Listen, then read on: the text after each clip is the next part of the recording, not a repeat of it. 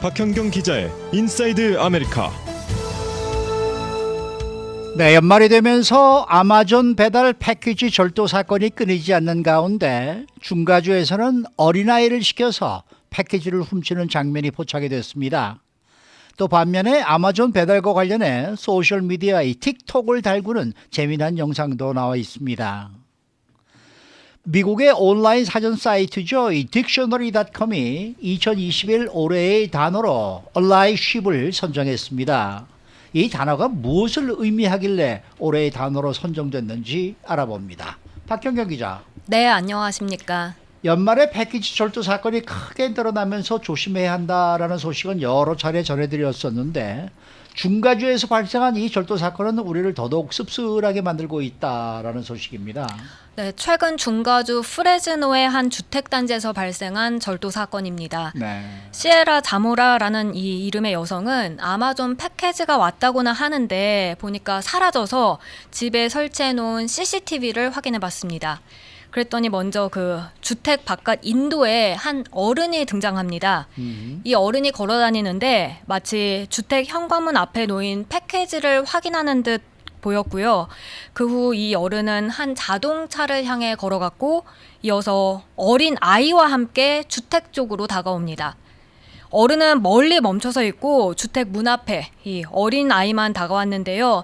그 아이는 뭔가 좀 혼란스러운 듯 왔다 갔다 합니다. 그리고 카메라엔 잡히지 않았습니다만 어른이 있는 쪽을 향해 쳐다보고 이 어른의 지시를 받는 것처럼 보였습니다. 그러더니 문 앞 패키지를 쥐어잡고 거리 쪽으로 쭈루루 달려갔습니다. 와, 정말 충격적인데요. 아니, 어른이 아이를 시켜서 패키지를 절도했다니 정말 네. 정말 충격이고 씁쓸하고 막 화가 나고 막 이러네요. 그러니까요. 네. 이 절도 피해를 당한 자모라라는 여성은 어제 이 사건을 보도한 지역 방송 ABC 30와 인터뷰에서 영상 네. 확인하고 나서 화나기보다는 너무 슬펐다고 그렇네요. 말했습니다. 네. 더군다나 그 아이가 잠옷바람이었어요. 네. 더더욱 마음이 아팠다고 하는데요. 잠옷 차림의 아이를 차에 태우고 와서 물건을 훔치게 한다는 게 어떤 어른으로서 할 짓인가 싶다는 것이었습니다. 이 도난당한 물건은 랩탑 충전기에 들어가는 한 부품이었다고 하는데요. 그렇게 값어치가 많이 나가는 것도 아니었고 또 사면 그만인 만큼 이 CCTV 장면을 확인하는데 속상함이 더 컸다고 피해 여성은 전했습니다. 그렇겠네요. 그런데 이 패키지 절도 사건으로 피해를 입는 주민들이 확실히 이전보다 많이 늘어난 것 같습니다. 어떻습니까? 네. LA 한인타운만 보더라도 사실 절도 제보가 이어지고 있습니다. 네. 그리고 이 피해 여성도 도난당한 부품을 다시 주문했는데 네. 사흘 뒤 또 도난당했다고 아, 그래요? 합니다. 네. 이 여성은 그곳에 11년간 살아오면서 문 앞에 놓인 패키지 절도 사건을 이번에 처음 겪었다고 했습니다. 예. 이 여성뿐만 아니라 그 주변 주택들에서도 피해가 잇따랐는데요. 같은 절도단이 돌면서 이 피해를 저지른 것으로 범행을 저지른 것으로 추정됩니다. 뿐만 아니라 그 이웃 동네에서도 지난주 목요일 메일박스 절도 사건이 있었는데요. 네. 이 커뮤니티 메일박스를 통째로 다 뜯어서 그 안에 거를 다 가져가 버렸습니다. 아이고. 이로 인해 수많은 우편물들이 무더기로 사라지고 말았습니다. 그러면은 패키지와 우편물 절도 피해를 막기 위해서 예방할 수 있는 방법 혹시 있나요? 정말 귀중한 물건이라면 예. 귀찮더라도 주문할 때 픽업할 수 있도록 해놓는 게 좋겠습니다. 아마존 같은 경우 아마존 허브 락커라고 해서 예. 지역 몇몇 곳에 설치해 놔서 그곳으로 배달시킬 수 있게 해놨죠. LA 한인타운에서는 3,550 윌셔, 이 아이롤로와 윌셔, 또 3,183 윌셔, 벌몬과 윌셔, 그리고 334 사우스 벌몬, 3가와 4가 사이 벌몬 에베뉴에 아마존 락커가 있습니다. 네. 그리고 연방우정국 USPS도 우체국으로 언제든지 배달에 픽업할 수 있다면서 패키지 절도를 예방할 수 있다고 말하는데요. 요즘엔 또 고가의 물건은 그 패키지의 상표를 없이 그냥 그 아무런 디스크립션이 없는 그 박스로 받아볼 수 있게 합니다. 뭐 전자제품 박스나 아니면 주얼리 박스 아니면 또 뭐 브랜드 옷이나 가방 박스가 눈에 딱 보인다면 그것은 바로 타겟이 되기 쉽겠죠. 그렇겠네. 그래서 이렇게 디스크립션 없는 박스로 주문할 수 있게 옵션이 있는데요.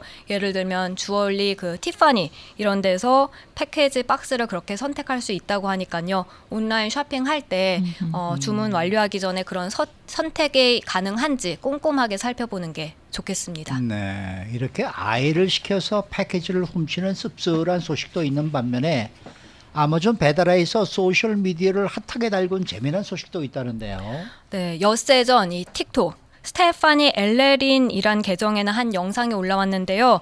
이게 오늘 아침 2,990만 뷰, 거의 3천만 뷰를 기록하고 있습니다. 왜 그 현관문 앞에 도어매트 많이들 깔아놓으시죠? 네. 그 도어맷에는 이제 웰컴과 같은 그런 인사말이 적혀 있기도 그렇죠. 한데요. 근데 이 주택 도어매트에는 이런 문구가 적혀 있었습니다. Hide packages from husband. 패키지를 남편으로부터 숨겨주세요. 네. 라고요. 그래서 패키지 배달 온 아마존 직원이 그걸 미처 보지 못하고 벨을 먼저 누릅니다. 네. 그런 후에 기다리던 중에 그 도어매트 문구를 보게 되는 거예요. 그래서 급하게 그 패키지를 문 옆에 큰 화분 뒤에다가 잘 숨겨놓습니다. 예. 근데 그때 남편으로 보이는 한 남성이 문을 열고 나왔습니다. 아마존 조끼를 입고 있으니까 당연히 아마존 직원인 줄 알고 네. 패키지 왔냐 이렇게 묻는데요. 이 아마존 직원 순간 당황하면서 no 아니라고 합니다. 아니 그러면은 뭔가 다른 이유를 또 대야 되잖아요. 가만히 네. 있을 수는 없는데. 뭐라고 대답했는지는 직접 들어보시겠습니다. 네. Oh, hey, how's it Got a going? package? No, I don't. Oh, No, I'm just here to tell you about the restored gospel of Jesus Christ.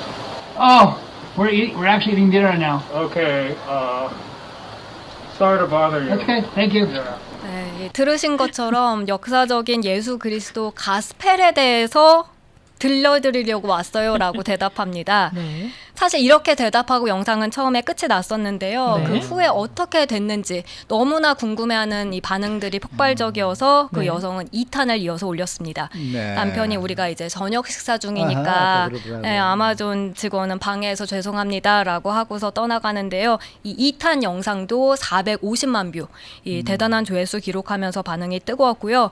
이 여성 스테파니는 아마존 직원에게 감사의 뜻을 나타냈습니다. 아하. 이를 본 사람들은 직원이 순간 당황하는 듯 하지만 재치가 대단했다. 그 직원이 어떻게 하면 그 남편이 더 이상 안 물어보고 문을 닫을지 알았던 것 같다. 또 고개가 어사이먼을 제대로 이해했구나라는 등의 재밌어하면서 이 직원 칭찬하는 댓글들이 줄을 이었습니다. 그런데 이런 영상이 이번이 처음이 아니라면서요. 네, 패키지를 남편으로부터 숨겨달라는 그 도어 매트와 그를 따르는 배달 직원들의 영상은 이전에도 소셜 미디어를 달궜습니다. 꽤 인기를 끌어왔는데요. 대부분 직원들은 그걸 보더니 이제 화단이 옆에 있으니까 화분 뒤쪽에 이렇게 숨기는 편이었고요. 근데 한 직원은 당황해하면서 잘못해서 주택 위로, 지붕 위로 던진 영상도 큰 화제가 아니 됐습니다. 도대체 어떤 거를 주문했길래 그렇게 남편한테 모르게 자기 입안 이렇게 받을 수 있게 해달라 그럴까요? 남편 깜짝 놀라게 해줄 만한 그런 선물이지 않을까요? 저는 그거보다 비싼 무슨 구찌백이나 뭐 이런 거 아닐까요? 모르겠네요. 네. 아, 저는 그런 영상은 봤어요. 우리 아이의 생일이 오늘인데 생일 선물을 배달을 해야 되는데 내가 싱글맘이라 일을 해야 돼서 아이에게 제대로 이제 전달을 못 해주는데 너가 깜짝 쇼를 해줬으면 좋겠다. 아. 그 보답으로 내가 너에게 얼마를 넣어서 봉투에 넣어놨는데 그 봉투는 화분 어디에 있고 아. 뭐 이러면서 디렉션을 이렇게 했더라고요. 그래서 산타 복장으로 이렇게 해가지고 아이가 이제 학교 끝나고 들어오는데 나는 산타 할아버지고 너에게 선물을 주러 왔다라는 영상을 제가 봤어요. 아이가 너무 좋아서 막 거의 울음을 터뜨릴 만큼 좋아하는 그런 장면이었는데 그 네. 아마존 직원이 참 좋은 직원이구나라는 생각이 들었습니다. 자, 그 다음 소식인데요. 온라인 사전 사이트 딕셔너리.com이 올해의 단어로 알리쉽을 선정했다고 하는데요. 제가 발음이 맞는지는 모르겠습니다. 알리쉽인지 에드쉽인지. 네. 소외된 이들을 위해 나서는 사람이나 그런 행동을 뜻하는 단어인데요. 아하, 네. 이 단어가 지난달에 이 사이트에 등재됐다고 해요. 예. 그렇게 지난달 등재됐지만 이례적으로 올해의 단어로 선정했다고 밝혔습니다. 두 가지 정의를 제공하는데 첫 번째가 사회 모든 분야에서 위해서 그 일원이 아니더라도 정치화하거나 소외된 집단을 포용하는 일, 그걸 지지하거나 이를 위해 나서는 사람, 이걸 뜻한다고 하고요. 두 번째 정의는 공동 목표를 위해서 상대방과 협조하고 협력하는 사람 또는 집단, 국가 간 관계라고 합니다. 근데 사실 이 두 번째 정의 같은 경우에는 전통적으로 이 단어를 의미하는 뜻으로 많이 사용돼 왔지만 첫 번째 뜻은 2000년대 중반 이후에 새롭게 통용되기 시작한 정의라고 AP통신은 설명했습니다. 지난해 인종차별 규탄한 그 블랙 라이브스 매터 네. 그 운동이 확산하면서 여기에 동참하는 그런 백인 협력자가 증가하면서 이 단어 사용이 같이 증가했다고 하는 설명입니다. 그리고 올해 우리는 공개적으로 두드러지게 다양성, 평등, 포용성 홍보하려는 그런 많은 기업들 또 조직을 목도했다면서 그래서 이 단어를 올해의 단어로 선정했다고 딕셔너리닷컴은 밝혔고요. 그런가 하면 팬데믹 이후에 사실 셧다운 조치가 시행되는 기간 가사 노동하면서 아이를 돌보는 주부들, 교사, 또 일선 근로자가 연대를 이뤄낸 것 역시 이 단어 사용이 늘어나게 된 배경으로 꼽히고 있습니다. 그렇게 기쁜 뜻이 있었군요. 네. 이게 지금 ALLYSHIP잖아요. 네네. 이렇게 좀 찾아보니까 allyship으로 나와요. allyship. 네. allyship이 아니라 allyship이라고 allyship. 나오는 것 같은데요. 네. 단어 또 새로 하나 배웠습니다. 네. 네. 박경영 기자였습니다.